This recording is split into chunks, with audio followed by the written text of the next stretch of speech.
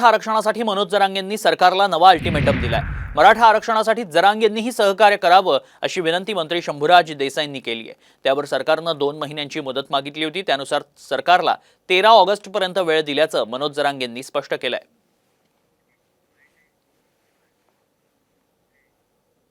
मनोज पाटील जरांगे साहेबांना सरकारने जे आश्वासन दिलेलं आहे त्याच्यापासून सरकार मागे हटणार नाही। ते कायद्याच्या फ्रेम मध्ये चौकटीत बसणार कसं करायचं ह्याच्यासाठी डे टू डे आढावा त्याचा फॉलोअप मी स्वतः मराठा आरक्षण मंत्रिमंडळ उपसमितीचा सदस्य म्हणून घेतोय आणि म्हणून माननीय मनोज पाटलांनी सुद्धा याच्यासाठी सरकारला सहकार्य करावं। मी पहिलं उपोषण त्यासाठीच केलं सरकारला सावध करायला की मला आरक्षणात नाही देऊन टाका। ते म्हणले होते 1 महिन्याचा वेळ दिला तरी त्यांनी केलं नाही। तर ते मीडियात काय म्हणायला लागले 2 महिन्याचा वेळ मागितला होता। बरं पहिला ते दिलता 13 जून ते 13 जुलै।